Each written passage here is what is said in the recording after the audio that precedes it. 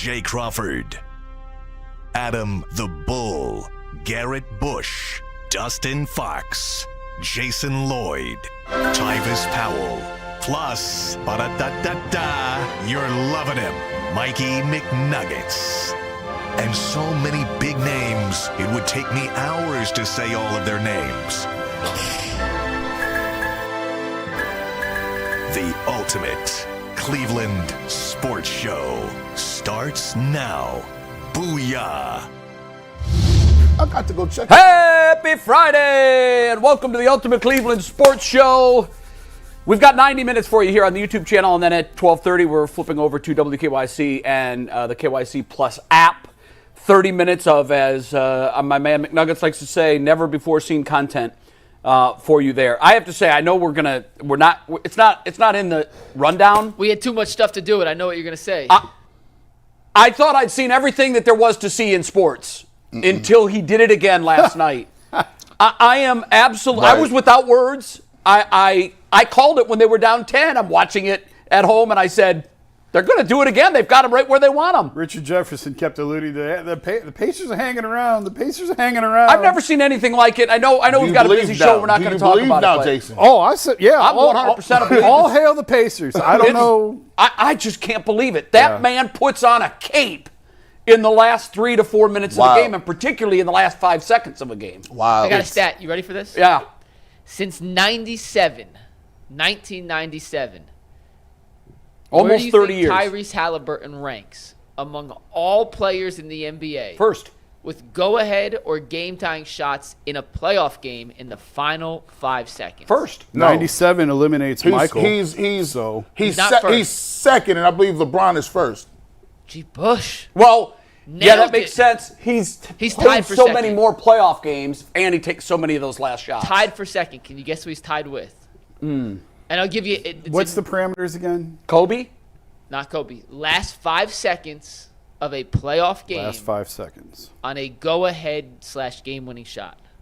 God, this guy's amazing. Since 97. And you say what's my hint for this third one? You said you had a hint. Yeah, he's Is it one of the usual suspects that we would guess? no, but Or is it like a Robert tell Ory? you- I was thinking Ori. I really was. when I tell you, you'll be like, okay, I see how it's connected. He's connected to Halliburton in a weird way. Huh. Oh, Wouldn't be Reggie Miller. It is Reggie It is Miller. Reggie Miller. There it Okay. is, yep. Wow.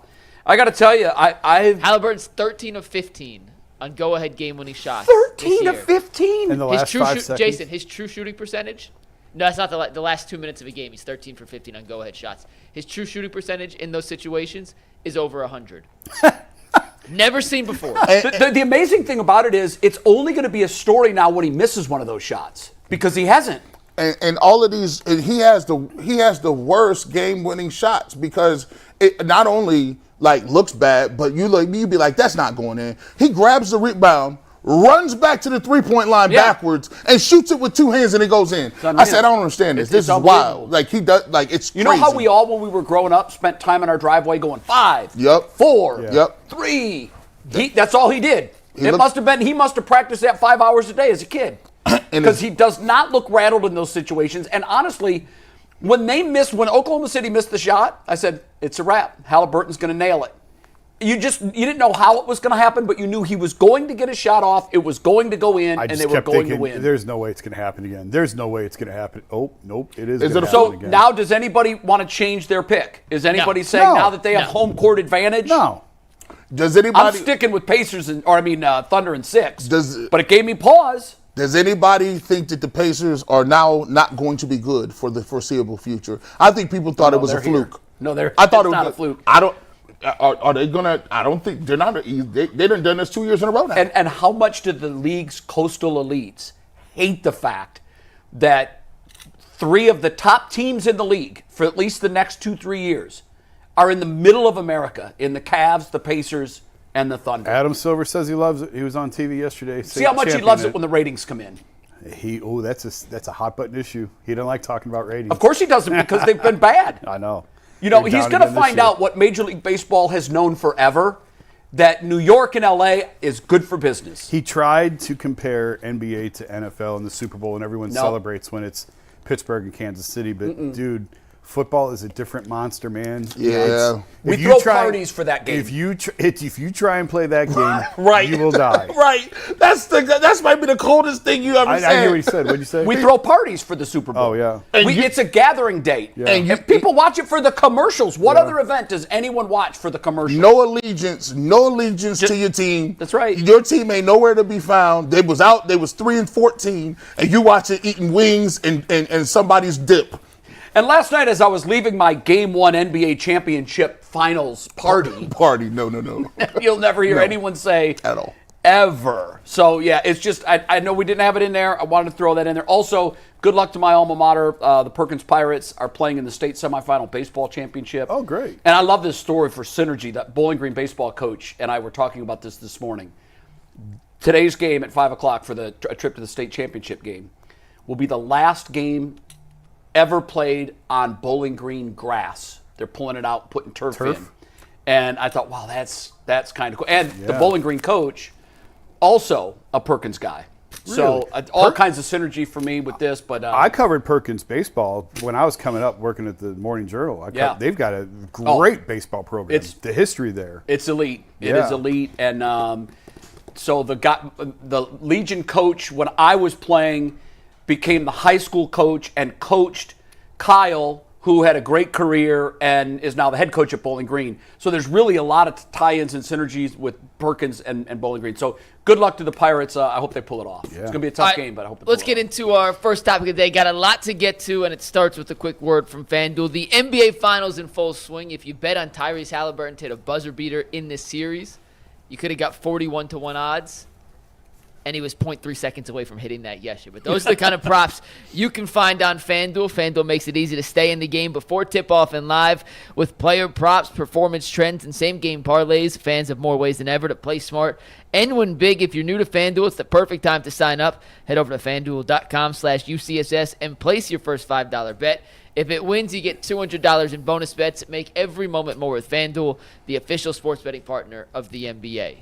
We start, though, with the Cleveland Guardians, guys, and more specifically Shane Bieber, who was scratched from a rehab start yesterday due to elbow soreness. In the group chat, Jason and Jay, you guys made it seem like it's not too much of a reason to be concerned. This is relatively common for a guy coming off Tommy John surgery. So for anyone who's less familiar with that process, can you give us a little insight into why this may not be as big of a deal as it seems on paper for a pitcher trying to recover from an injury that caused him to I think it's more common than not at this stage. It is.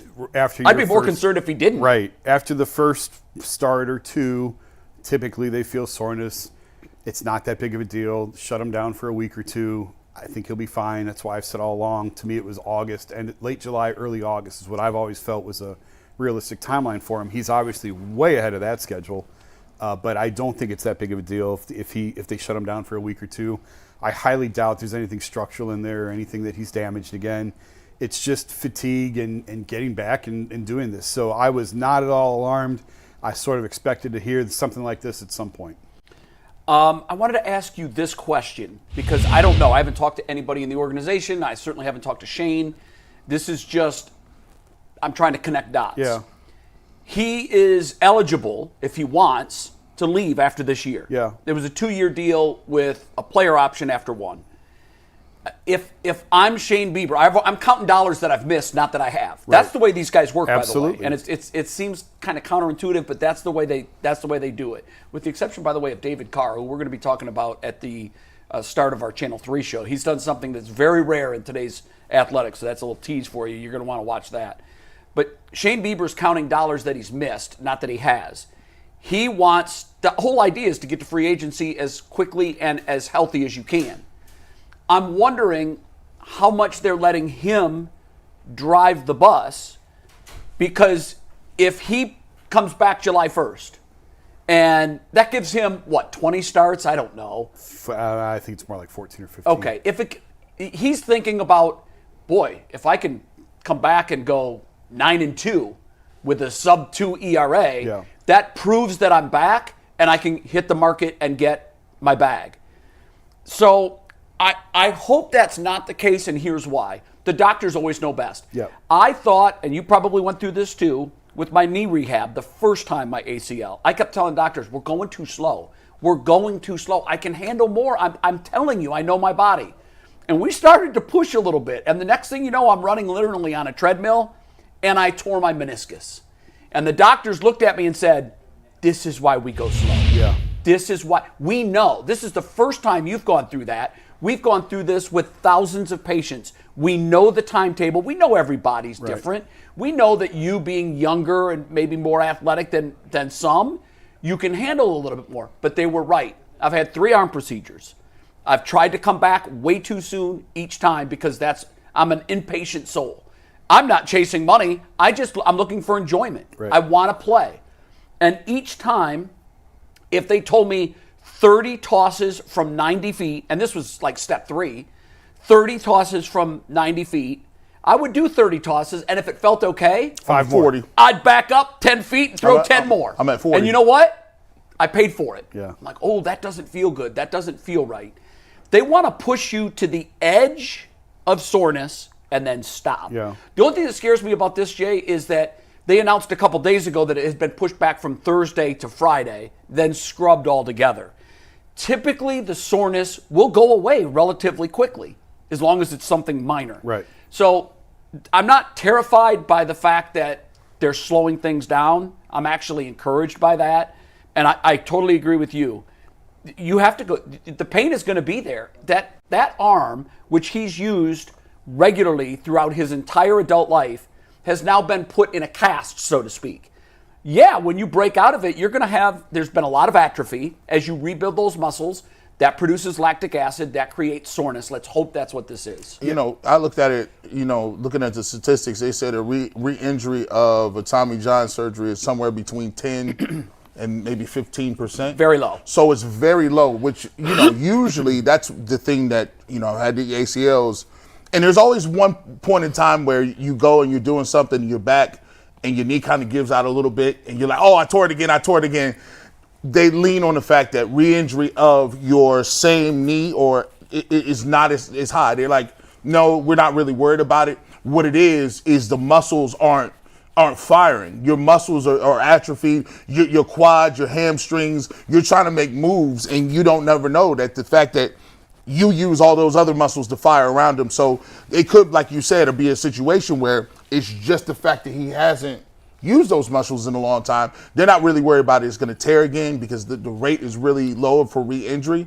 But they're just trying to get him to a point where now you can start to compound. And the toughest thing is doing it day after day after day, being on a routine without having swelling or pain. And they want you to get to the point where you can do it and you don't have any pain or discomfort. And the second that you do, they're going to shut you down, which is so frustrating because he's probably thinking, I'm close as hell. I'm there. Yeah. I'm above, I'm above schedule.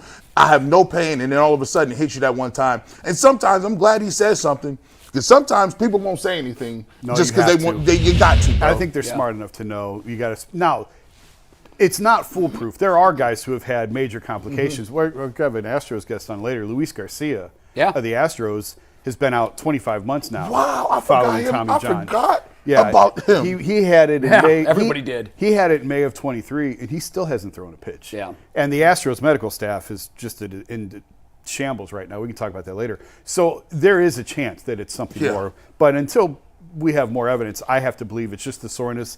The standard return from these is 14 to 16 months. He's at the front end of that window right now. Do you remember his surgery date? Was it May or June? No, it was April. Shane only made 4 starts. Well, I know it happened early, but for some reason I thought that there was a delay before they did surgery. I think that they waited for some inflammation to go down, but I'm almost positive. Mikey, can you look it up? I think he was in April. Well, that was in April. Tommy that's John beneficial. A Bieber surgery? Yeah, I thought for some reason I wanted to say that he waited a month. No, and it happened in May. I don't think. I think it was a couple weeks. It's so funny because different organizations and even with different pitchers, they use different timelines. When Lively went out, they said 12 to 16 months. I've seen 12 to 18 months. I think for the most part, I mean, I've talked to people over there. They were looking at 14. April. Yeah, April for Shane. Late April? April 23rd. Yeah. Okay. So they were looking 14 to 16 month recovery. He's on the very front end of that. We're not even to the full 14 months yet. He's at 13 months right now. And he a little past it. He has vigorously attacked the rehab, which is not uncommon for guys. Right. I think what you said is a lot of the reason why it's a big contract year for him. He knows he's got to get back. Personally, if he's back without any setbacks and soreness, if he's back at the end of June or if he's back in the middle of July, I don't think it's going to – if he pitches well, that's enough. Yep. That's all they need to see. All they want to see is that he's healthy and that he can command his pitches. Yep. And he will get paid. So I do think this is probably Shane's last year here. I think he opts out at the end of the year unless something goes wrong. So enjoy him while you got him, and hopefully you have him for a long postseason run here with the way that they're positioned Hasn't right that now. become our mantra? Enjoy him while you got him. Enjoy him while you got him. That's what Dolan said about Frankie. Yeah. Yeah, I wish him the best. I hope he takes his time. I know, I've met Shane. I've talked to him enough to know that he's a bulldog. Yeah. And that's why he's so great. Because think about every the pain pitch is a grind for him. The pain that he pitched through. It was torn when he was, and he was pitching. dominating. He was like he had 10 or 11 strikeouts and was upset when they took him out of the game. He was cooking. And the thing of it is, I know that mentality. I know the second he went under the knife, he immediately was counting backwards. Okay, 14 months, April. So by June 23rd, because I'm going to be on the front end of the recovery. I want to show that I'm that guy. And he was on pace to be on the front end. With the way when they started the rehab clock, he would have been back at the end of this month. It would have been very close to the 14-month side of it. I just think, just knowing, John Means, I think, went through this when he had it with Baltimore, and he had a couple setbacks. He was an August guy.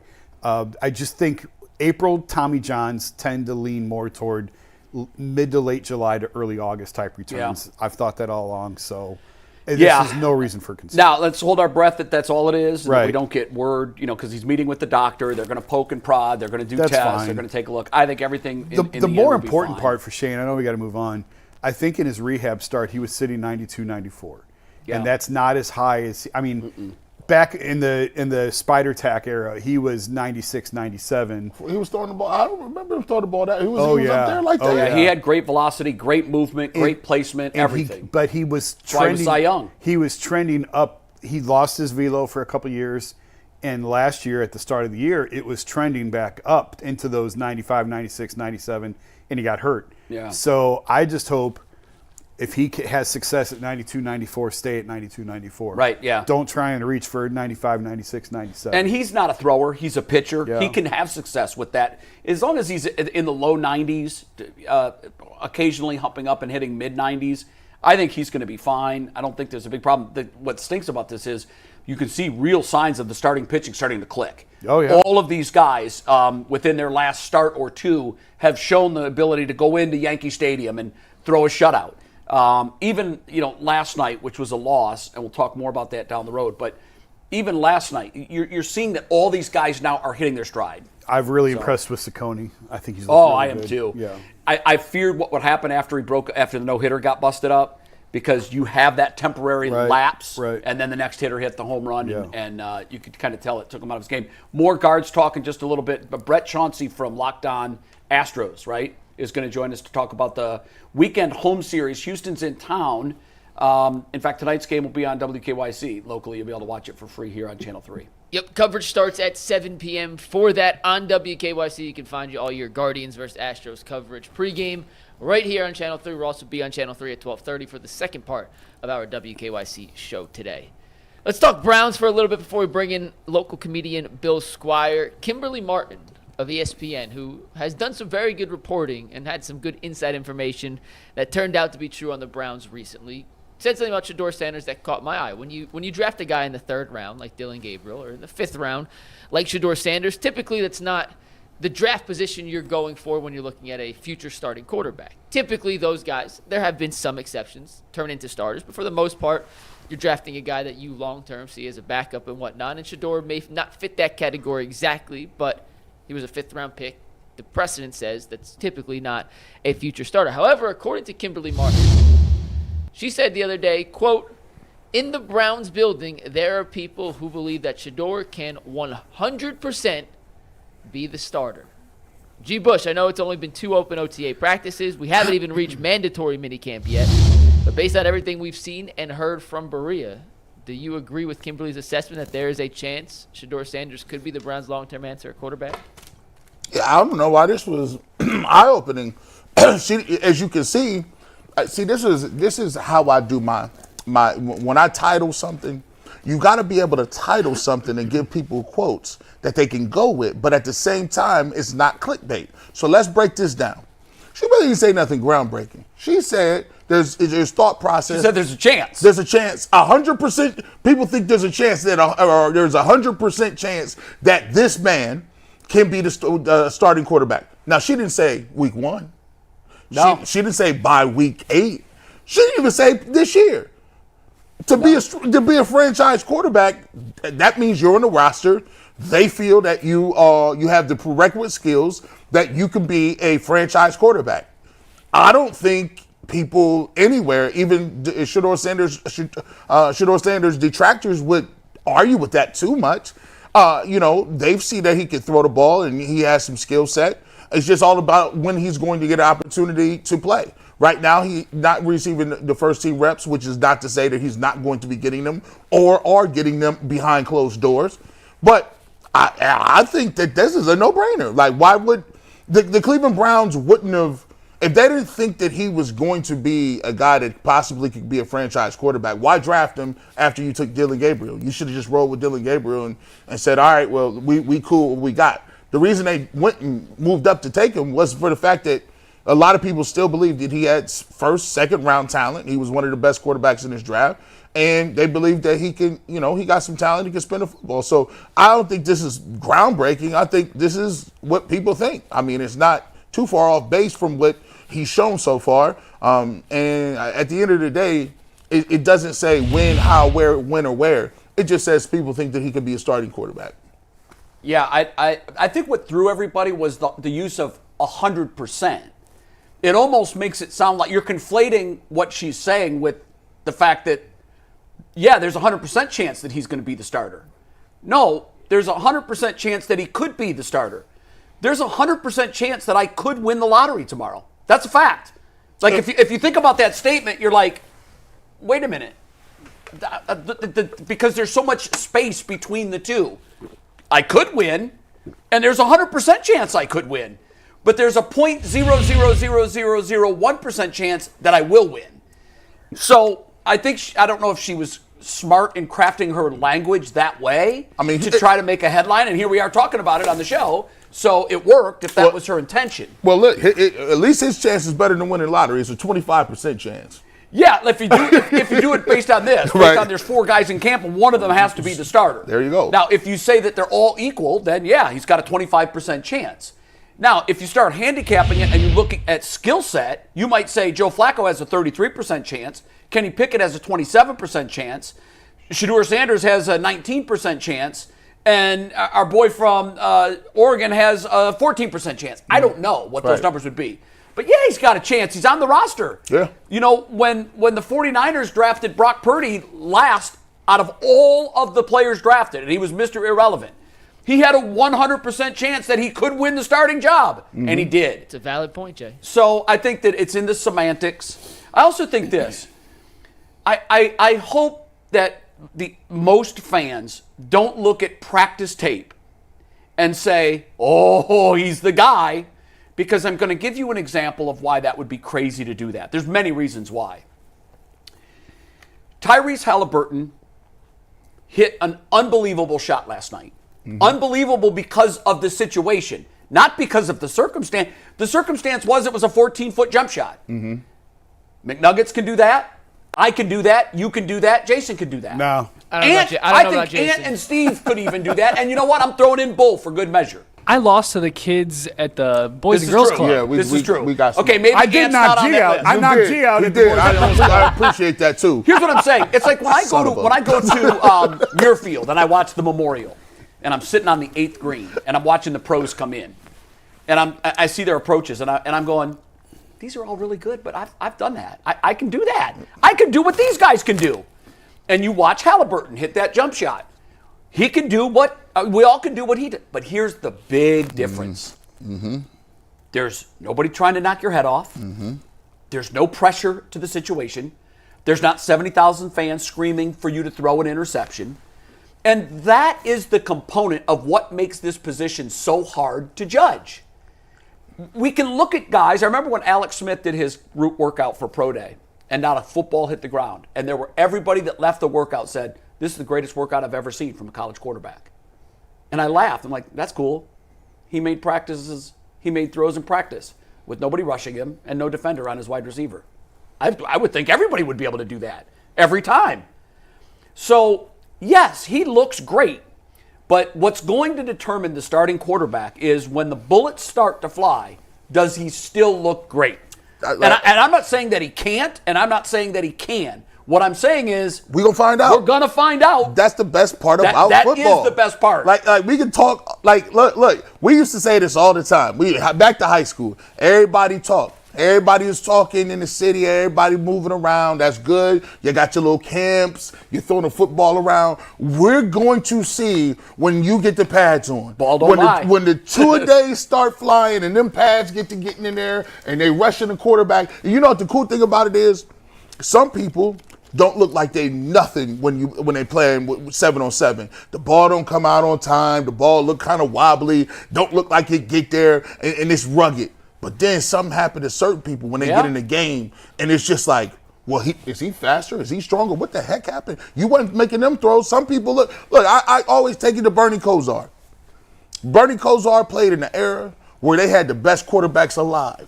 He played with Montana. He played with Young. He played with Marino. He played with all these great people. Troy Aikman. And guess what?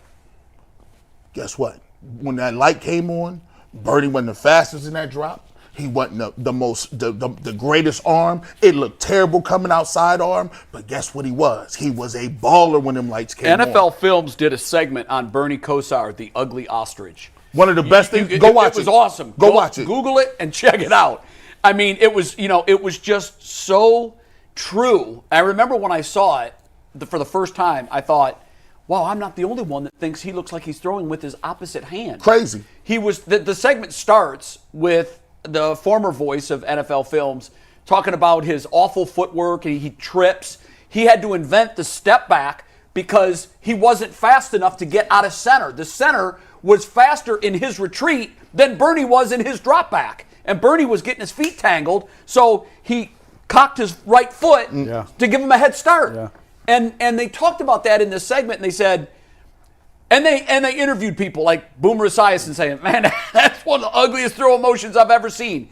And everybody dumps on Bernie's throwing motions, and they show this. Yeah, and how he was to run and scramble. Yeah, and he was like, kind of like this. And then they said, but when there's 1 minute left and your team's down by 5, and ain't got nothing, there's no one you want more than this ugly ostrich to lead your offense, because that's when this kicks in.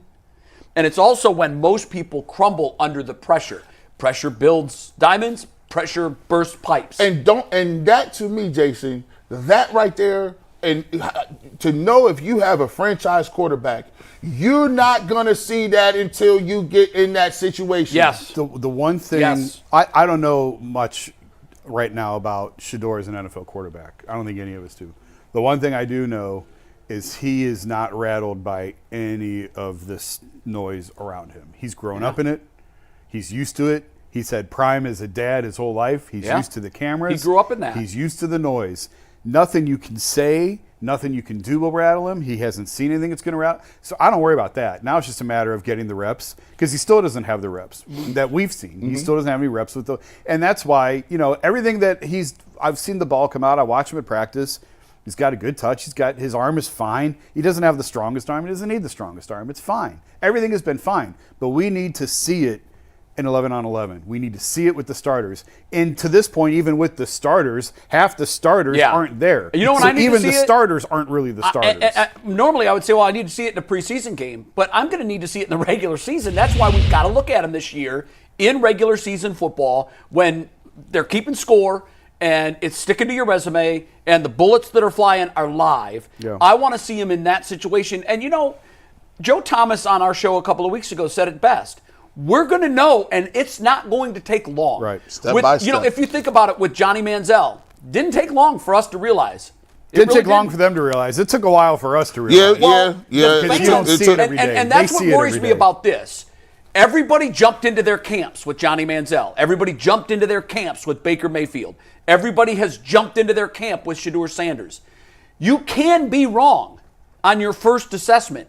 Many people are. That's what makes it the hardest position in sports to project ability. So until we see it, and on a somewhat regular basis against real teams in the regular season, I don't think anybody should sit back and say, oh, he's our guy. Yeah. He's our franchise quarterback. You can't possibly know that on June 6th. You can have faith in people, but listen, take it step by step. We all going to find out.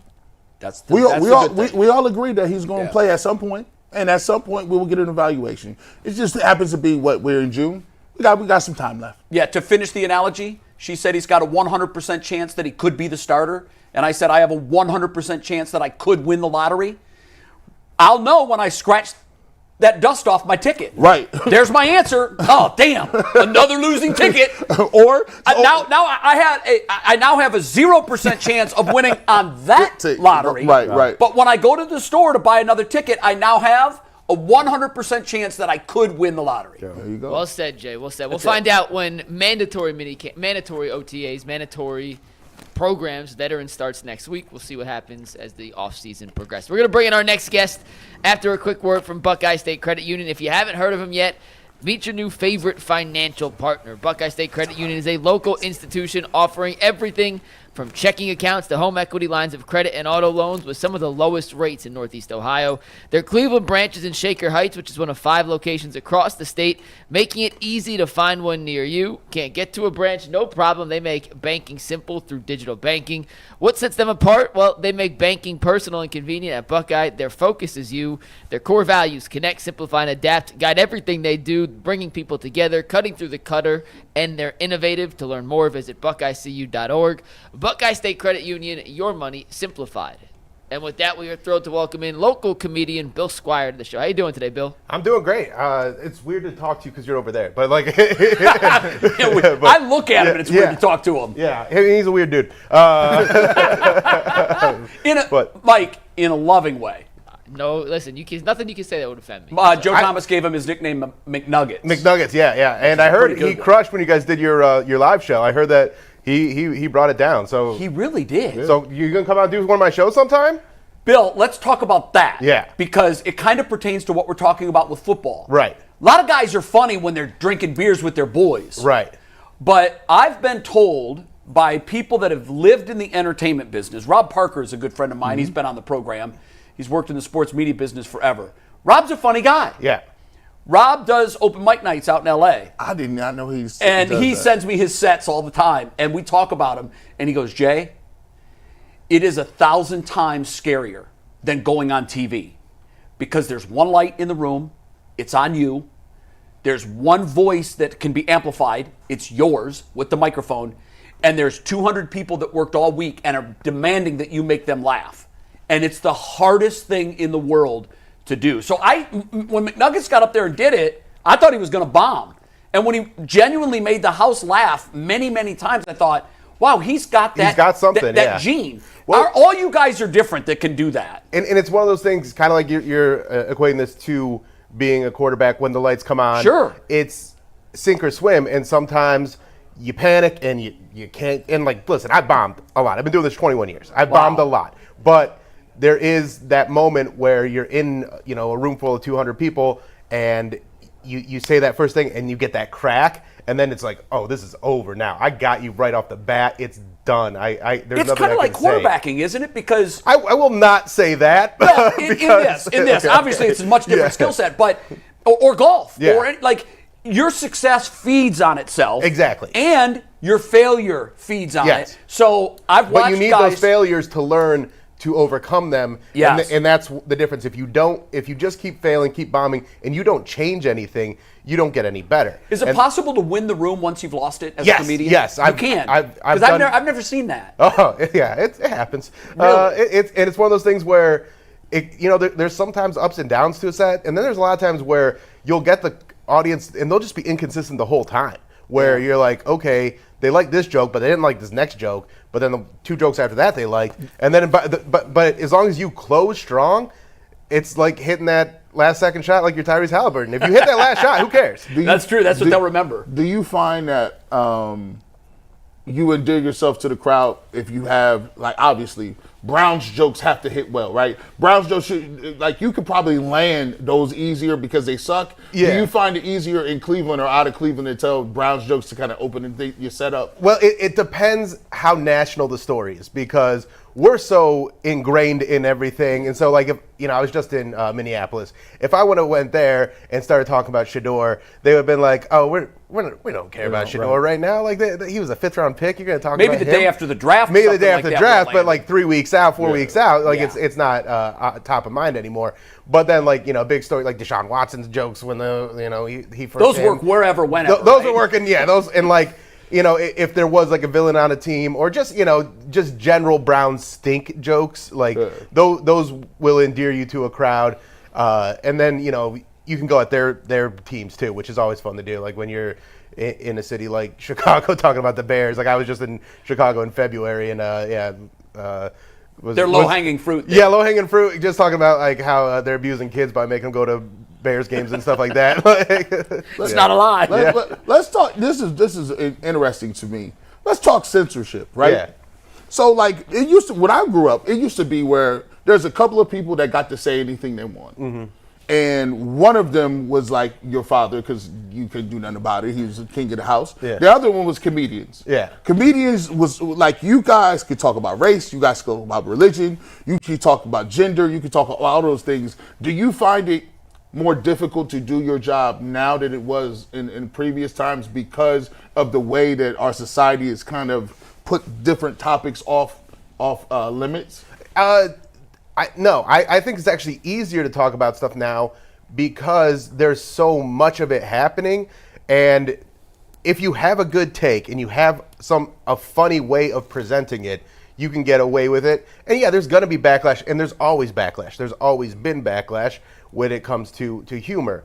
But you see a guy like Dave Chappelle or, Chris Rock, those guys at the highest levels, they'll say stuff, but no matter what they say, there's always going to be backlash on everything they say. Mm-hmm. There's no 100%. Social media. Yeah, social media. Too. I mean, there's probably people talking crap about me right now in the comments, because that's what people do in this day and age. So, like, I think if you have a good take and you can be funny, and you see like a guy like Shane Gillis, who got fired before he even started his job, is now selling out arenas and has like one of the biggest shows on Netflix, and he talks about whatever he wants. So I think there's an audience for it, and there's now, like, comedy's never been bigger. So there's an audience for everybody. Sure. So you can have a guy like Matt Rife, who we, might not be for us, but he's going to sell out Rocket Arena because he's got a huge audience that wants to hear what he has to do. Right? Like I feel like Matt's rise in the business has been driven by the 45-second social clip. Yep. And whoever manages his social, and I don't know if it's him or if he's got a staff or a person that does it. Yeah, I think it's staff now, but I think he started it. Yeah. And I'm sure it was him in the early days. Yeah. But what I love, to me, what makes somebody, and this is why I'm familiar with Mike Polk's stuff, obviously, because I work with him. But what makes Mike so funny is his ability to be spontaneously funny in the moment. Mm-hmm. And it's that quick wit that I admire. And Matt dry. Seems to have that. And dry is Mike is very dry. Mike is so dry, but he's so funny, and he's so clever.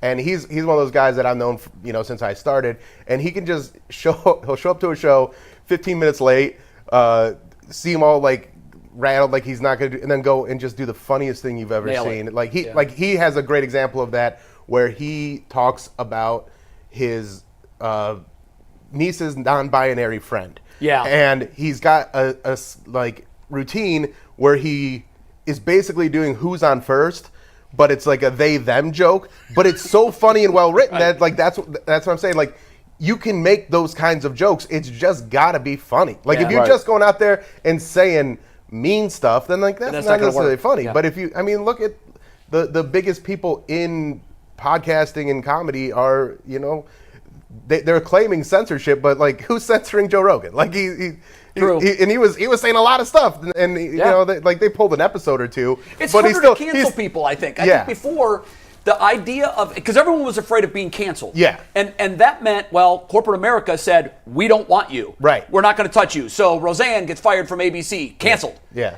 But what's interesting now about the media landscape today, and there are guys that have come out, and I think Chappelle's one of them, and he's just flat said, cancel me. Try it. Yeah. You can't. Because now we all have our own distribution method. Yeah. Canceling would be putting you in a silo and your message can't get out. That used to be easy. Today, You can't cancel Chappelle. No one can silence Chappelle. The gatekeepers aren't there like they're used to. Right, exactly. Because of social media, because of the access that people have direct to their fans.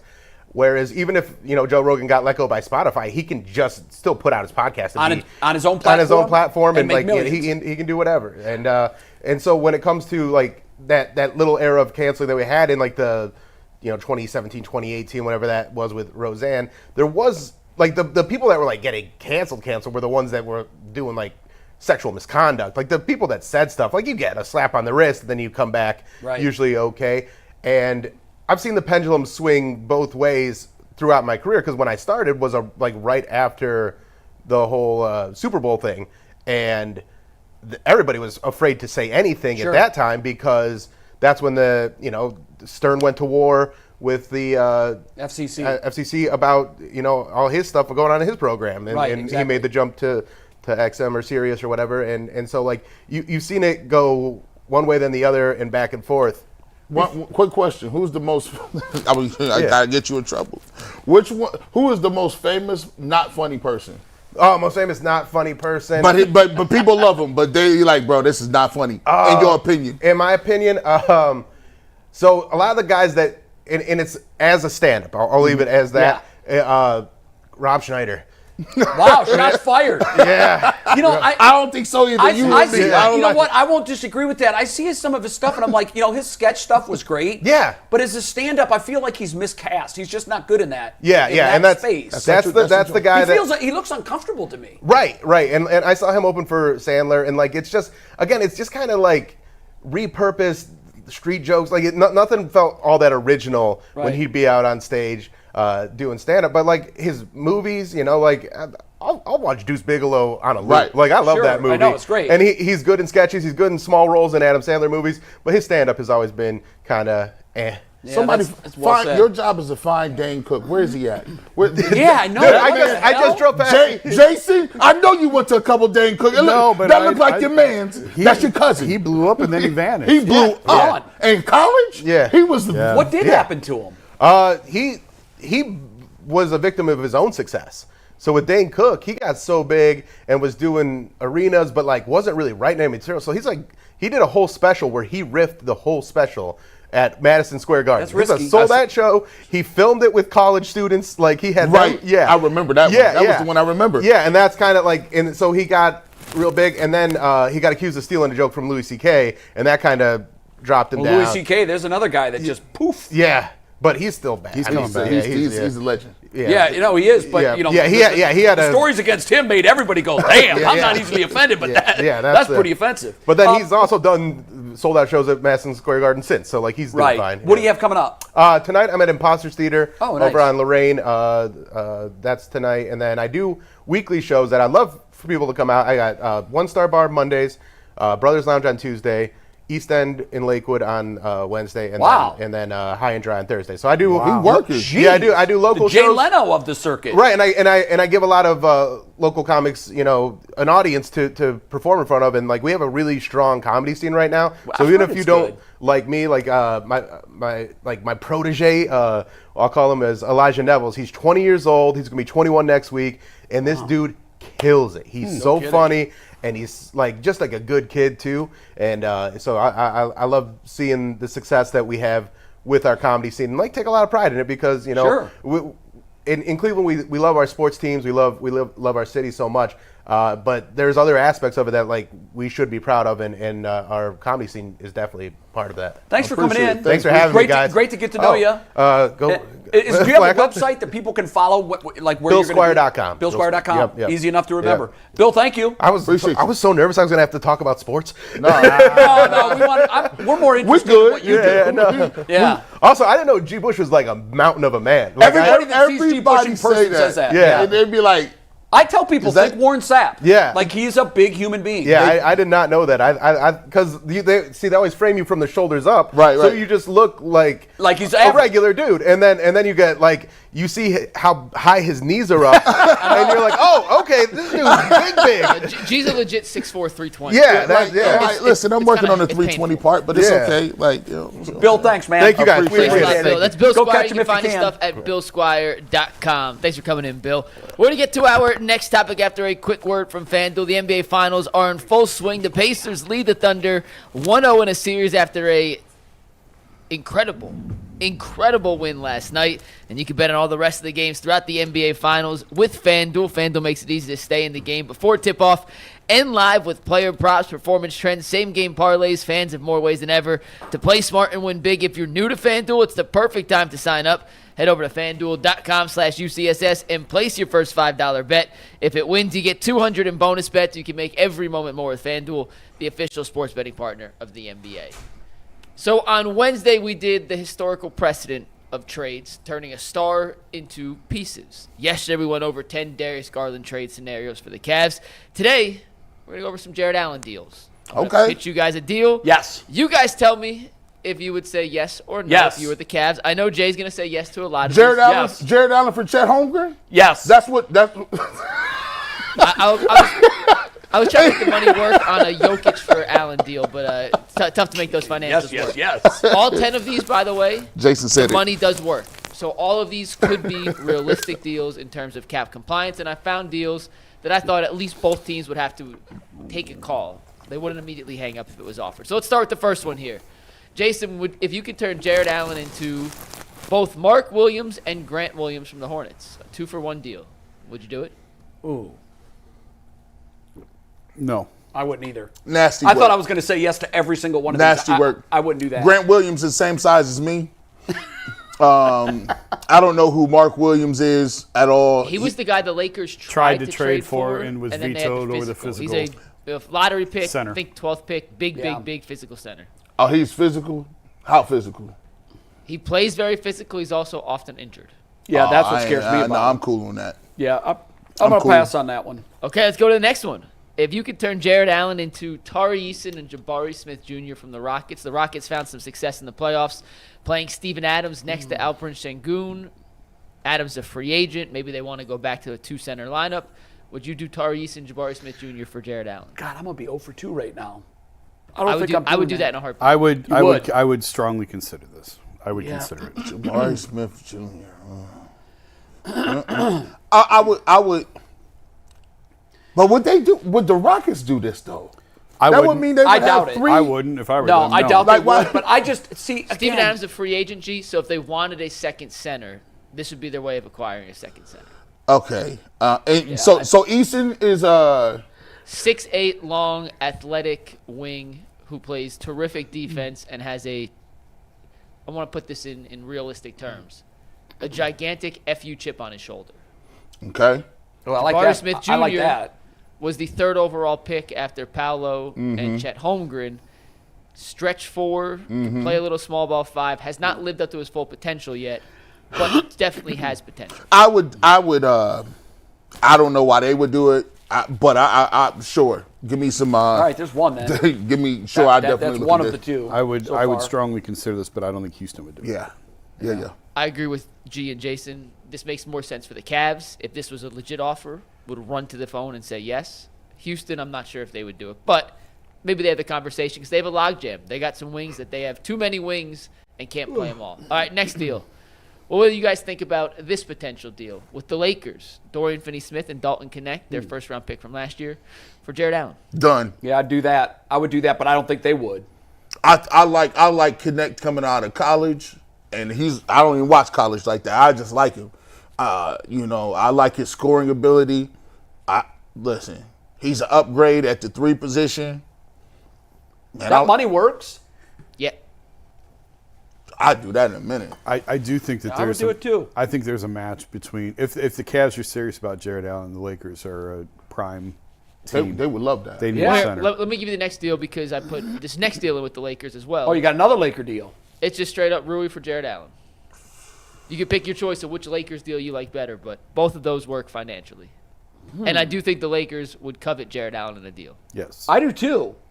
Hey, Rui can shoot, and I think I think that's a nice. I think I That's would a lean more nice. towards this. Can you imagine? But I would do either one of them. I would do either one of them. I think that makes Evan Mobley look crazy. That like Rui Hachimura, like he ain't Yeah, a stud, but he can shoot the outside shot. He can hit a three. I mean, I don't know. I'm not watching the Lakers every single day. Is he a plus defender?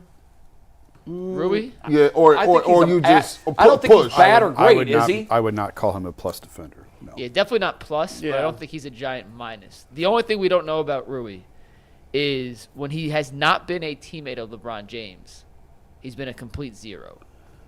Yeah, I don't think he's a complete. Are you saying He wasn't a complete zero. Washington gave him away for literally nothing. They And were trying to get him out of their organization. In that trade, confused me at the time. I like Because Rui. he had a couple really big games when Washington dealt him. I was surprised that the Lakers got him for what they got him for, which was nothing. It was like a second rounder or 2 second rounders. And 2 second round. Yeah. And here's the thing too, and I'm not, me, I'm not the biggest person on let's have a locker room full of Boy Scouts, but Rui definitely seems like a good character guy with no problems, issues that could fit in with the rest of the dudes. So it's not like I would be wondering, like, if you trade away a great dude like Jarrett Allen, you better be bringing in somebody who's not going to upset the apple cart too much. But I do need some toughness and physicality. But I like this deal. Gee, I kind of disagree. If you're going to trade Allen, I think you want to bring in some assholes. I do too. We can't trade a nice guy for a nice guy. Well, no, you could be nice and physical. I mean, you can be you can be Aren't a they good kind of oxymoronic. Nah, you can be nice dude off the court, but you're gonna play physical. Like, look, I don't necessarily think anybody for the Indiana Pacers is a dirty player. No, but I take all of their attitudes. But like they play hard. I don't want to get too far off topic, but I remember Kobe Bryant's last trip here. He did like the media tour, press conferences at pregame. Everybody came out, and he said something along the lines of, "You need an antithesis in the locker room. You need a pushback." Yeah, and he flat out said, like, Bron ain't that guy here, but he said Kyrie can be. And I'm not. This has nothing to do with Rui, but cut along the lines of what we're talking about. I think they could use a stick of dynamite in this locker room. I would welcome that. No, I would not that kind. Not that. But I mean, but JR was. I'm not to get too off the point, but I remember J.R. Smith coming out and against the Warriors Game 7 and hitting two threes at the biggest. Changed the momentum of that game. And he Absolutely. Unconscious. Like I'm J.R. Smith with no shirt on. And I remember when they made that trade, we've talked about this on the show. I remember talking to somebody at the Cavs who said, you can have one shithead in the locker room, you can't have two.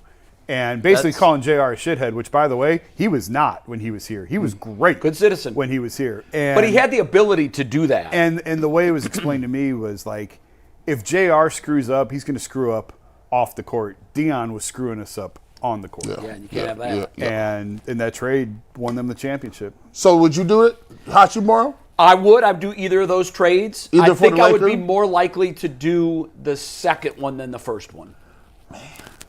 I think they're both strong considerations. I like Finney's. He's athletic. And I think that's a win-win for both teams. I like Lakers are desperate for a the center. first trade is not going to happen because it doesn't benefit both teams. You've got to find a trade that, A, the money works, but B, each team in the trade can say, we got better. So is this is weird to me. It seems like to me, you tell me if I'm wrong, it seems like because Jarrett Allen, we all agree Jarrett Allen is a less talented player than Darius Garland.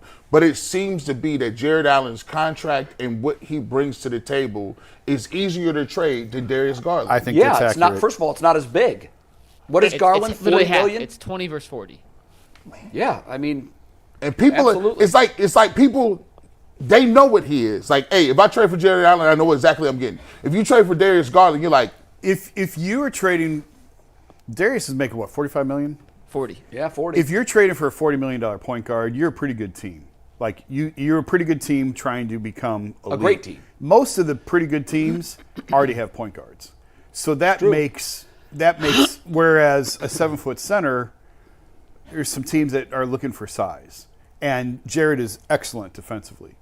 Yeah. So that is more of a need for more teams than an undersized point guard making $40 million. And also, when you look at the money just specifically, it's easier to put two pieces together to get to 20 than it is to put two pieces together without breaking up the crux of the team you're To trading get to 40. with. To get to 40 because with the new CBA structure, dudes either make a ton of money or they make very little money. Yeah. Those That's a great point. contracts, like this next deal, for example, which I like this deal. I'm curious what you guys think.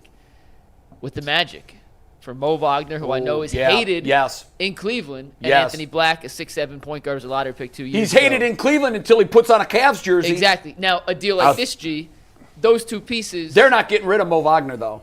I don't think they're going to do it. I know his brother's there, but Allen's a better player. But I just don't think they're going to do it. In theory, and just to my point, those two salaries, it's a rookie contract and a guy who's on a minimum contract. Not minimum, but he's making $10 million a year. Those two players are at least equal in the same range as a Jarrett Allen. Can I get when Silva? you're looking to pair two players together to get to Darius or three players to get to Darius, you're not getting 50 and 50. You're getting 25 and 10 cents, and then another quarter, then two. You know what I'm saying? Right, you're piecing it together. It's just much harder to get to that $40 million to make these deals. Could I get that wing from that they drafted from Colorado with this deal? De Silva? Yeah, can I get him Wagner? Anthony, money-wise, you could. Money-wise, because they're two rookie deals, you can probably make that work. If you wanted to switch De Silva in for Anthony Black, I'm sure. I don't think Orlando would do that, though. I mean, because of the Wagner brother combination. That's one piece of it, but I think he's a piece. I think he's a piece they like. I'd take he brings something to the team that the Cavs need it. They lack it. But if Orlando trades him, now Orlando's going to need more of that too. Well, they have it in plethora. I know they do. I like, which is why they overachieve. Listen, this is a elite level goon right here. This is elite level. I mean, when you're looking for a goon, he breaks the hate meter, doesn't he? But he does the Cavs that. fan hate meter. But I had Olynyk in a deal yesterday for Garland. He can still Wagner today, so I'm bring the enemies back. He can still finish pretty good. If you get him around the rim, like he can lay the ball up and do all right. He's a very good backup. He's a very good backup. He played good, solid team defense. He's an elite enforcer. That's what I like about him. When he comes in, he did us dirty that series. He beat everybody up and was talking about this. He taunts the crowd. I like his chip. You know, what this team lacks is a chip. Yeah. And he brings it. Yeah. And that's why I keep saying we can't make a trade just to make a trade. We've got to make a trade that brings the element to this team that we currently lack, that we need. And that's it. Jason, would you do that one? I like the Lakers ones better. I do too. Both of them? Yeah. I do too. Yeah, because of Wagner in this, I would do this one first and I like foremost. it. No, I like the. I don't hate this one. I like the Laker ones better. Okay. We got a couple more. right. Next up, to deal with these San Antonio Spurs. You want to put Mobley at the 5. You want to add a little roster flexibility with a draft pick and/or add some talent. The Cavs have 2 second-round picks. They don't have a first-round pick this year. Keldon Johnson could be a third guard in the rotation. 6'3", relatively athletic, pretty good scorer. Gee, I know we talked about him last year with Jarrett Allen deal, so I'm running it back. The 14th pick in Keldon Johnson for Jarrett Allen. Is he really make $20 million? It makes 17. How much is he? What is he averaging? What does Keldon do? This past season, Keldon Johnson, they took a little bit of a step back because they had some other guys step up, Stephon Castle, but he averaged 13 points, 4 rebounds, 3 assists on 49% shooting. I don't think he's big enough. I like the Lakers deals better. Yeah, I'm gonna pass on this one. All right, we'll go to the next one. This is a choose your adventure because there's 2 players involved in this deal that you can pick either one, whichever one you prefer, Steve. You can take it whenever you want. Deal with the Warriors. You get Podziemski, and then your choice of either Moses Moody or Buddy Hield. But money works for either one. You don't get all 3, but it'd be Pods and then either Moody or Buddy Hield. I still like the Lakers another deals classic better. 2-for-1 kind of situation. I still like the Lakers deals If better. we get that, this seem crap. Ain't Podziemski the same as your boy? What's his name? I done forgot his. Ty Jerome. Ain't they the same person? No, Podziemski's a Much better athlete. Is a bigger defensive rebounding guy, Can't not be the a same worse level athlete. offensive player.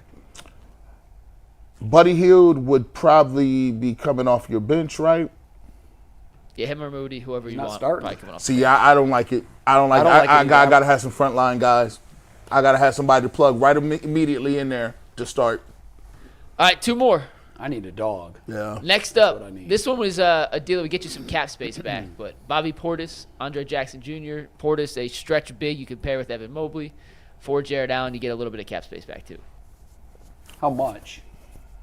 A couple million, but not a significant amount. I like Bobby Portis. He has a. I like his bad attitude on the court, like not in a good way. He's always seemed to be like upset at somebody, but I don't see how you gave up a center and the question is with this too, Jason. If they move Jarrett Allen, what is the prognosis for Evan Mobley? Is he Anthony Davis who says, I don't want a defensive player of the year, I'm not playing 5, I'm a 4? Or is he willing to move to the 5? And do you think he can hold up playing the 5? I don't know what their organizational thought on Evan Mobley is. Yeah, I think he can play the 5, and I think he'd be open to it. I haven't had that specific conversation with him. But I'd be more concerned, could he hold up? Well, I mean, there's certain guys in the league that everybody struggles with, and in those instances, yeah, you'd probably want to get somebody else in there. But there's not many teams left that have a Valanciunas or that have a Zubac or guys like that. So for the most part, yeah, I think he would be fine at the 5. I think their best. Jarrett brings a lot of good things to this team, right? And I don't want to diminish that, and I don't want to just dismiss that.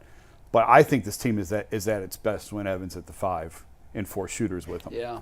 Yeah, that's why I think that's probably the way they're going. Yeah. I don't like that trade. Yeah. All right, last one. Jason, I told you this one the other day. I don't think the other team would do it. They're not in a spot to make this deal. But just for fun, would you give up Darius and Jarrett Allen to get Laurie and Walker Kessler back? just for fun here. Hey, hold on. Let me get back in my mix. Hey, listen, Jado, listen. Laurie marketing back to 2 7-footers. You know Evan Mobley couldn't even shoot when he was here last time. No, imagine now. Imagine now, bro. And Walker. The See, Jazz, I'm mad at you that you threw this up there. the Jazz came out a couple days ago or a couple weeks ago, I guess now at this point, and said they're not tanking anymore, like they're going for it. Hey. But I don't think you go for it with $60 million, and I don't think they're ready for that. So I don't think Utah does this. What is it? Boy, you know would what, that though? be crazy? God. But would that be wild? Like if, all right, put it to you like this. Does that move the Cavs needle? I mean, Donovan's the point guard, Lowry's the 3. You put hold on, just think of this lineup: DeAndre at the 2, Laurie at the 3, Mobley at the 4. Damn. Walker at the 5. I mean, that is the biggest lineup in the NBA by a long shot. So you would literally be going from an undersized backcourt to a behemoth lineup. You remember Mario? That's tough to defend, guys. All that size. I actually don't love Hunter as the starting 2. You don't? No. I would probably put it. But could you start him at 3 and make Laurie marketing the 4? Yeah, I mean, yeah, you could. Then Kessler's coming off the bench. And then Strus would be, assume you're starting 2? Yeah, I don't love Strus as the 2 either. I just think Hunter's more valuable in that 3-4 role than as a 2. I don't know, Mike. Am I wrong? No, I think he's more of a 3-4 than he's a 2. But yeah. For the sake of what's the biggest lineup we could humanly build? Yeah, that's good. I would like it. Yeah, I would consider it. Part of Hunter's appeal is that he can play the 2, the 3, the 4, and even the 5. Like that's part of his appeal, is his versatility. But to lock him in as a starting 2, I think takes away. And that's not to say you can start him as a 2 and play him some at the 4. I just think he's better in a role where he's primarily a 3-4 with some 5. I like that one more than any of the other ones. Good job on these trades, bro. Thank you. So those are some I like Allen that trades. one a If you lot. missed the DG segment yesterday, you can go back and find it on our page. If you missed the historical precedent, how often do teams turn stars into pieces and how does that work? That was on Wednesday. You can find that on our YouTube page. We got a guest we got to bring in here after a quick word from Buckeye State Credit Union. If you haven't heard of them yet, meet your new favorite financial partner. Buckeye State Credit Union is a local institution offering everything from checking accounts to home equity lines of credit and auto loans with some of the lowest rates in Northeast Ohio. Their Cleveland branch is in Shaker Heights, which is one of 5 locations across the state, making it easy to find one near you. If you can't get to a branch, no problem. We make banking simple through digital banking. What sets them apart? Well, they make banking personal and convenient at Buckeye. Their focus is you, their core values: connect, simplify, and adapt. Guide everything they do, bringing people together, cutting through the clutter, and are innovative. To learn more, visit buckeyecu.org. Buckeye State Credit Union, your money simplified. And with that, we are thrilled to welcome in Brett Chansey here, host of the Locked On Astros podcast. He's actually the co-host, so I don't want to give him the full credit. But Brett, thanks for joining us today. We appreciate it as we get ready for a Guardians-Astros game tonight on WKYC. Yeah, thank you guys for having me in. And it's always fun to play the Guardians. I know you guys have some interesting dynamics in the stadium where if the wind's blowing through the upper deck just the right way, that the ball goes out of the ballpark. And we're not a home run hitting team this year, unless your name's Isaac Paredes, but I hope to see some long balls in Cleveland, no offense. Yeah, no, that when that jet stream gets going out to right field, that was one of the things that they noticed with the renovations when they took those cargo boxes out from the high right field stands. And you can I like to watch it during batting practice when there's a lot of balls being hit that way all at once.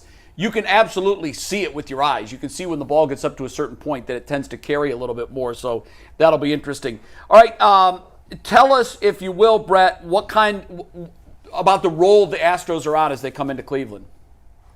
Well, they are on this roll where they win a game, they lose a game. We just won our first road series since we won in Minnesota. And so this team has been historically worse on the road than they are at home. And this year, that script has flipped. I don't know if they fixed the batter's eye in Minute Maid or now it's called Daikin Park. But the Houston Astros are a team that touts a really solid pitching rotation, a really solid bullpen. And when the offense decides to support this team, good things happen. And that's why we see the Astros a game and a half in first place in the AL West. They're doing it. Christian Walker, is he finally starting to come around a little bit? They haven't had Jordan at all. I don't know how any doctor with that organization still has a job after. Well, explain how they could botch Kyle Tucker as bad as they did last year, and now this disaster with Jordan this year. You know, I am learning as I become more of a WebMD doctor. I'm trying to find a certificate to go with that to legitimize my medical prowess. But the Houston Astros have had these weird botching of reading x-rays. You know, most recently, Jordan Alvarez's hand, he kept playing through soreness, said he was okay enough to swing, but they didn't release him to play in the game. And I think his extra work in the cages basically led to the hairline fracture. And what's interesting is this last weekend at home, they celebrated the team doctor with 35 years of service with the Houston Astros. I saw that. Unbelievable. You can't make this stuff up. Have your best hitter taking batting practice with a broken hand and then do a victory lap about it. It just does not make any sense. It's very frustrating. Not only is it frustrating to the fan base, but I feel like it gives this incorrect image and cast that onto the players. Kyle Tucker, when he was going through his bone bruise, ended up being a fracture in his leg. I mean, that was everybody's like, well, Jordan got paid, and so is he lazy? I'm like, this has nothing to do with work ethic. This has nothing to do. These are freak accidents, freak injuries. And look, if they can get healthy and they can stay healthy, this offense really can get rolling. But Christian Walker, he's hit better lately, been barreling up stuff lately. But I don't know if it's just the shift coming to Houston, coming to a different league. He just has not looked comfortable. I know he had the oblique strain that he was out a few games for. Everybody's wondering, is he compensating for that? Is he still in pain there? So according to the doctors, he's fine. But, I don't know if I believe that. Yeah. Brett, it looks like you guys got a young pitcher, Hunter Brown, who's really stepping up, giving you guys like a 1-2 punch.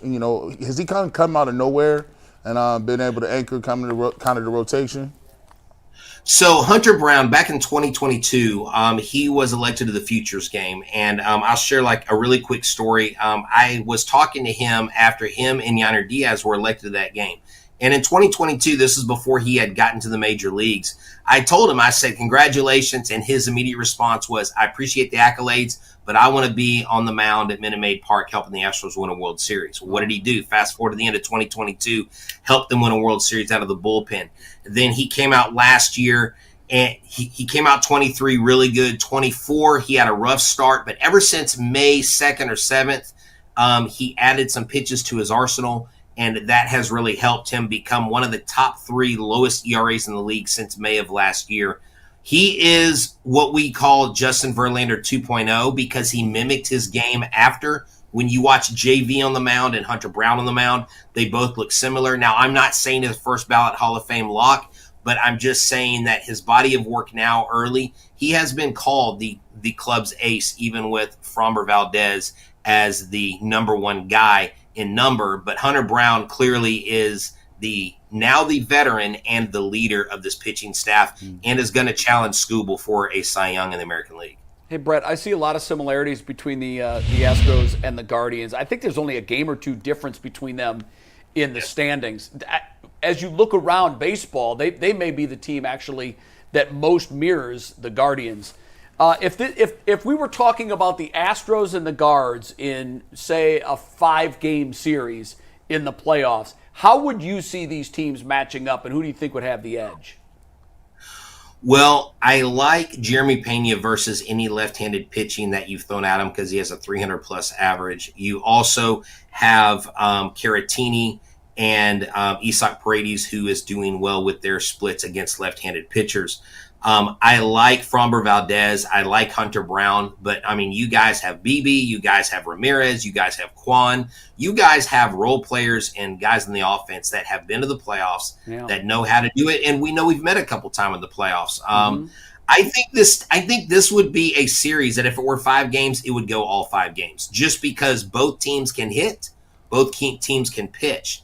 And with our records being what they are, there's probably been some very anemic games for y'all offensively, just like us. And there's also been some games they've hit the cover off the ball. So really, if that series comes about, which would be fun, it's who's hot at the time, because I think it's about as much of a push that you can get in any matchup right now in the American League. Yeah, very close. And perhaps one of the difference makers would be, and we're keeping our fingers crossed because you'd have a setback this week, but if they get Shane Bieber back in the rotation, in a 5-game, he gets 2 starts. If he's throwing well, he's going to be tough to beat once. It's going to be really tough to beat twice.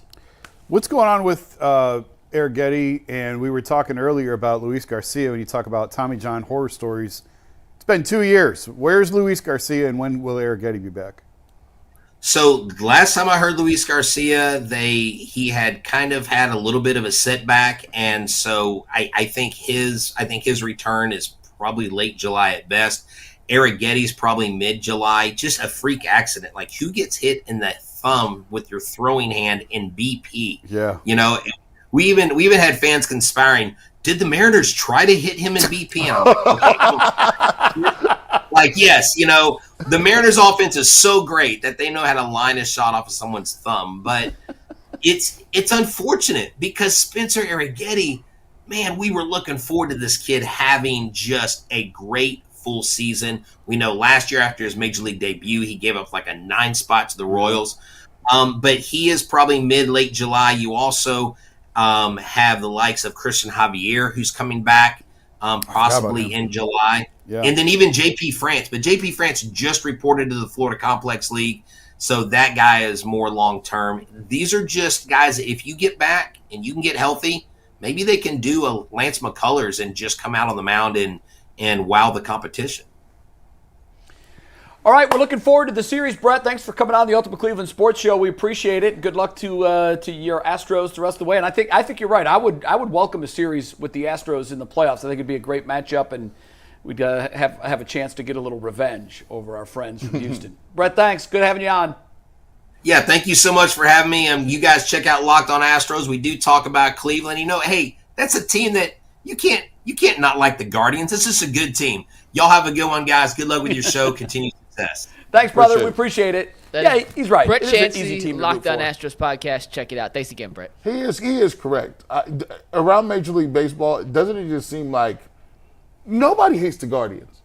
Like, nobody. No one says, oh, God. Like, even when they're on MLB Network, they always talk about them, like, in, like, a vanilla. positive light. They're vanilla. It's a very vanilla organization. Right. People don't have strong feelings one way or the other. Yeah, they're like, oh, it's the Guardians. Posey, I think, elicits positive vibes wherever he goes. He's kind of moved into that Tony Gwynn. He's definitely arcing to be a Hall of Famer. Tony Gwynn was strong. That was strong. Tony Gwynn is very strong, Jay. People love Tony Gwynn. I mean, but Tony Gwynn was Tony Gwynn. Tony Gwynn was bat 400. 400 regularly. He never did bat 400. But was flirted with it a time His or two. stats and some of his historical Crazy. how few strikeouts he had is just incredible. Look if you at want to what- watch but- tonight's game, remember it's on WKYC. It is. Coverage starts at 7 p.m. Make sure you guys tune in and go look at Tony Gwynn stats because they are. But I'll say absolutely this incredible. about Jose Ramirez, who I think is absolutely on a similar arc. When you look at the Guardians' record books, his name is all over it. And if he's not first in all these categories, he's second or third. And he's done things not only that nobody on the Guardians has ever done, but this notion of hitting, was it 25 home runs and 25 stolen bases? There was a home run, a power, and it's 250 for his career. Home runs and stolen bases. Only one person's done it. No one's done that. Like, he's doing things. I know Tony Gwynn had a skill set that very few had. But I'm not wrong. Jose Ramirez, if he continues doing this much longer, he's going to the Hall of Fame. Yeah. I think he needs a couple more years at this level. Agreed. WAR is a very big factor now They look in at terms it. of Hall of Fame voting. Career WAR, I don't remember off the top of my head where he's at, but he's getting close. I think another 2, 3, 4 years at this level, I think he's in. Yeah, I'll I look think it he's up. arcing that way for sure. Let's and go he from, plays harder than anybody on the field at all times. Absolutely. Yeah. So Let's go from what G called a team that doesn't elicit a ton of emotion to a player that, for better or worse, certainly does. The AFC North quarterback room, in totality, got an upgrade yesterday as Aaron Rodgers signed with the Pittsburgh Steelers. And G, I'm curious. I know this doesn't necessarily impact the Browns directly because he's not part of the team. They got to play him twice this season, and it makes the AFC North even tougher. How do you think the Rodgers signing with the Steelers impacts Cleveland at all this year? Well, it's Aaron Rodgers. I mean, you give him credit where credit is. I don't think Aaron Rodgers last year's stats can be kind of deceiving a little bit. Like, when you look it up, it's almost 4,000 yards, almost, I believe, 28 touchdowns. But it wasn't the same Rodgers that we kind of used to. It seemed like the Jets wanted to get more out of that. I would have think that the Jets, with the defenses that they were able to compile with some of the guys, they got a number one receiver there. They got a nice running back. It's a little disappointing that he did not put up better numbers and then get the Jets to anywhere near where I think they wanted to get him when they went out to acquire him. For me, I look at it. I just don't think it's a good fit in Pittsburgh. I think him and Mike Tomlin are going to bump heads, and I actually think that's why it took them so long to sign the deal. I just think that Aaron Rodgers wanted to play again. That was the only option for him. And you know how you say, think long, you think wrong. Like, it took you a long time to sign that because the Steelers do stuff like this. Steelers be having practice on Fridays with pads on. bro, it's different. Like, the Steelers gonna do it a certain way. Like, they're gonna move a certain way. They don't deal with people straying outside of it. Look at Pickens, George Pickens. They don't play with people too long. They're like, all right, we'll catch you later. But I mean, I look at it, do I got the Steelers winning the division? No. Does this play any effect on the Cleveland Browns? No. Like, the Browns will be who the Browns are. They just need to worry about seeing if they got a young rookie quarterback to play. But as far as moving the needle, I don't pick the Browns to win the division. I don't think the Pittsburgh Steelers are going to win the division. And I honestly think, what are they going to get? 7, 8 wins, maybe 8 and 9. I don't see this moving the needle in Pittsburgh's direction either way. He's better than Mason Rudolph, so he upgrades their room. Yep. But I agree with the last thing you said. Neither one of these teams are really division contenders. So, I mean, it impacts the 2 games that they play on the field, which will impact draft positioning possibly. Yeah, I like the Browns' chances of beating the Steelers a lot better when Mason Rudolph was their quarterback than Aaron Rodgers. But I don't think Aaron Rodgers is nothing what he was, 5, 6, 7 years ago. So it's kind of a non-thing to me. Who even knows? Don't Browns and Steelers play the last game of the season again this year? Am I wrong? I don't know. That? Do they? They play week 6. They play. And then I feel like it's late in the year. Game. Who's to say that Aaron Rodgers is the even Bengals healthy? are the last game, so it's not. Oh, I lied to you. You know what? Listen, I think week 6. Can you give me the first 17? Can you give me the first few games of the season? I lied. Go down. Give me the next set. It's right here. The Steelers are the 6th. They're the 6th game of the season. Yep. Oh, I think that's the first game. I said that. I think that's the first day Shedeur Sanders starts. So Shedeur versus the old man, the kid versus the old man. They won't do it going across the pond. That won't happen. It's too much chaos. They'll wait. They play at Pittsburgh. It's a big enough challenge, and they could drum it up and say it's at Pittsburgh, and what a great way to get your first start and get your cut your gums and cut your teeth on playing at Pittsburgh. Aaron Rodgers, did you watch him growing up? Yeah, I think there's a starting quarterback change at week 6. Wow, it's pretty bold. It's a 100% chance that could happen. It is. I see what you did there. Yeah. When I heard the news, I was like, well, they're better. They're better now. It's kind of like the argument of Joe Flacco versus Kenny Pickett. I think the best choice is Joe Flacco. I don't see how you could argue any of that. And it's the same thing with Aaron Rodgers. Aaron Rodgers had a really good year last year. Not by his standards, but like, Mike, where did he fit in the ratings discussion last year? I would think he would be upper half. You want like quarterback rating? You want yards? What do you want? Like, give me all of it. Like touchdowns to interceptions. It's QBR is fine. We'll do QBR to start. According to ESPN's QBR, he finished 25th in QBR with a 48 QBR last year. It's a lot lower than I thought it was. Touchdowns to interceptions. He had 28 touchdowns, which ranked tied for 7th in football.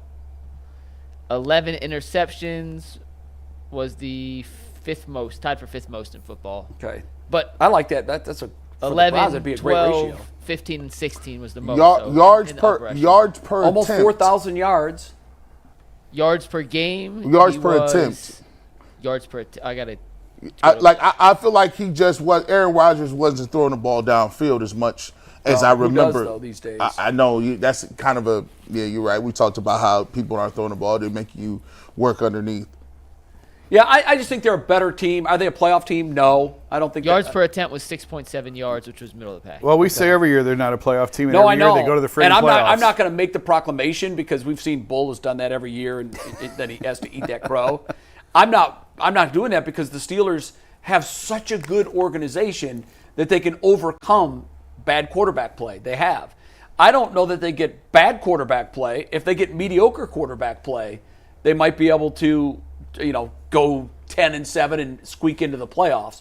But to me, this division is about Baltimore and it's about Cincinnati, and Pittsburgh is a team that could make a playoff push, and the Browns are fighting for the overall number 1 draft pick. That's the way it shakes out to me. And not much change based on Aaron Rodgers finally announcing that he's going to be a Steeler. I think the Browns beat them next year 1 game. You do? That would be in Cleveland. I don't see them beating them in Pittsburgh. I just don't see it. You just go put that. Yeah, it's going to happen. It's going to happen at home. They beat him in Pittsburgh 2 years ago. Yeah, and how many times did they beat them over the last 30 years in Pittsburgh? What have you done for them recently? 101. I don't care about that. Do you know who they beat in that game? Kenny Pickett. Kenny Pickett. It was DTR's 1 win as a starter. Wasn't that like a 10-6 or a really low? 13 work. Yeah. 13. That's nasty work. 13-10. The fact that the See what I last did, time G? the Browns beat them, it was Kenny Pickett on the mound against Dorian. against D.T. Aura. That is crazy. 1 touchdown and 10 interceptions. That does not look good. DINTR. Man, I don't know. I just don't see them beating Pittsburgh in Pittsburgh. I don't. Man, this is going to be interesting, and it's crazy because I can't fully tell you I think if Joe Flacco was playing, I don't think that they're head and shoulders that crazy above the Browns. Like, well, can I ask a question? No, I don't either. Because we have one super chat, so we got 1 minute to do this. But Aaron Rodgers tore his Achilles week 1 of 2023. Came back. Numbers look good. He wasn't good late in games in particular, but the numbers did look good. But the mobility was not the same we had seen from Aaron Rodgers. That's for This sure. is now 2 years removed from the Achilles injury. He is in his 40s, which Tom Brady's broken our brains on whether or not quarterbacks can play that late. He's still really the only one that's proven he can play at that high level. But this will be 2 years coming off injury. How much of a difference do you think that'll make for Aaron Rodgers in looking like the quarterback we saw in 2024 versus the MVP caliber quarterback we saw in 21? Man, Jay will tell you, bro, you don't get better after a certain 2 age. years older. Yeah. You just maintain This it. isn't like you've talked about ACL. You need that full year, and then I don't think this is that. When you're So if he talking- was 26, you'd say, oh, yeah, now he's a year removed. He's 41. yeah, I would say. the hill don't go back up. Yeah, it like- just keeps going like- down. Unless for- you're Roger Clemens or unless you're using some sort of chemical. Get that clear in the cream. Yeah. Unless you got that and they've I would've put outlawed back that. there. Clear as the cream. That's so true. Like Sometimes chemical. Deshaun Watson is What's even that young. balm you rub it on your skin? But with you run around here smelling like being gay. That's not being gay. That's that is not icy it came hot. from Balco in San Francisco. Think it's about not how just potent Rodgers. that is. I know. I'd like to We'll find out get my with, hands on some of it. We'll find out with Kirk Cousins, too, who will also be in his second year removed from Achilles injury. Yeah. But we got one super chat before we head over to WKYC. I actually love some of the WKYC stuff that we're going to talk about this. Deshaun Watson, Derek Carr comparison conversation. I'm very, very, very fascinated to see how you guys think about what Derek Carr did and whether or not other players should. But our one super chat comes from D. Bell, who says Shedeur was not a fifth-round talent, just a fifth-round pick because Cleveland was on the, quote, don't draft Shedeur train. I am also missing the fair distribution of reps for him that was promised. I mean, it's June. Promised he's by the fourth, who? He's the fourth quarterback. I asked Bull yesterday if the Browns took Kyle McCord in the 5th round, would everyone be clamoring for Kyle McCord to be getting reps? Hey, Of listen. course not. No. Listen, D-Bell, listen. It's a long process, dog. We don't know what's going on at the other practices. We're not privy to that. Plus, it's just OTAs. Listen, at some point, I always keep trying to tell him, at some point, he will get an opportunity. We will see. It may be one. Yeah. Right. And he better take advantage of it. That's it. Because he is very clearly 4th on the depth chart. Yeah. You can say he's not a 5th-round talent. The reality is he was taken to the 5th round. And guess what? He's 4th And they're on the treating depth him chart. as such with Yeah, the reps they're and treating everything him as else. such. And I will say, this is important to say, Shedeur ain't even got a problem with it. Shedeur, he just capitalizing on the reps that's given to him. If I'm Shedeur, I'm saying I'm right where I want to be. Let me prove We'll see everybody you in wrong. 3 minutes on WKYC. Peace.